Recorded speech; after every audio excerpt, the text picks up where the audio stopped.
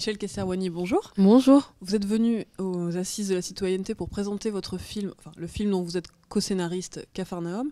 Comment vous êtes retrouvé dans ce film, dans ce projet? En fait, je fais des chansons politiques avec ma sœur et la réalisatrice Nadine Labaki a vu les chansons, je crois, et elle m'a appelée pour voir si ça m'intéressait et tout.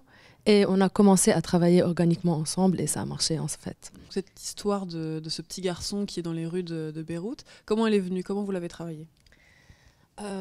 Le sujet des enfants touche Nadine profondément et nous touche bien sûr tous et toutes, mais comme elle a des enfants aussi, c'était un des thèmes qu'elle voulait aborder. Et on a commencé par faire des recherches et ces recherches-là qui nous ont guidés à écrire cette histoire.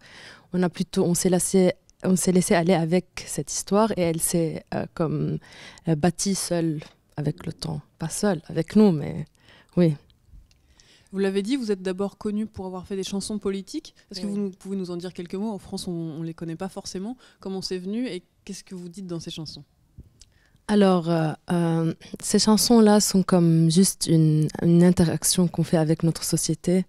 C'est très naturel et normal d'essayer de t'exprimer quand tu es entouré des choses qui sont de corruption, de choses que tu peux pas supporter. Alors ça vient naturellement, on pense pas vraiment, on met pas de plan, c'est juste on interagit avec cette société et ça vient naturellement.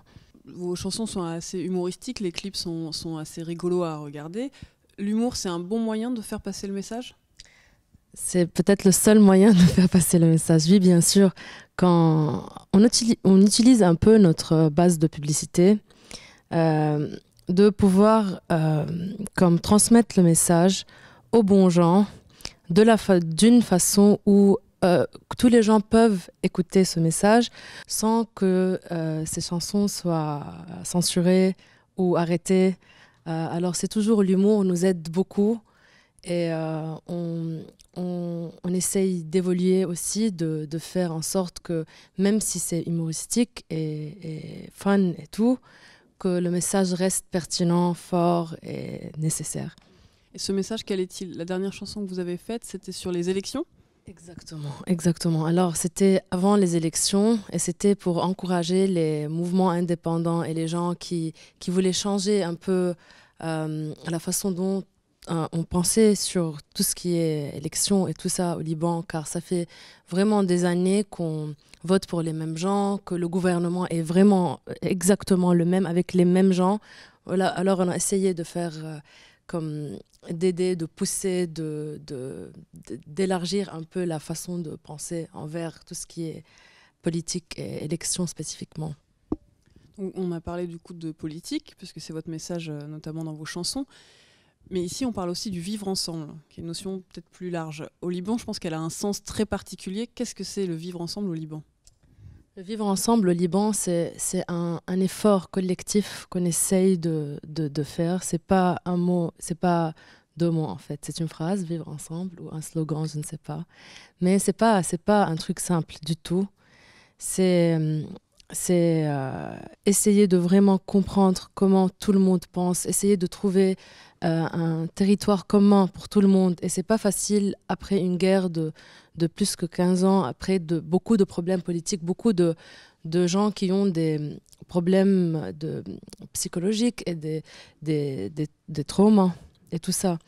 Alors on essaye ensemble et dans nos chansons, on essaye aussi de faire en sorte que plein de gens travaillent ensemble pour faire ces chansons-là et que ces gens-là aient des backgrounds différents, des pensées différentes et tout ça.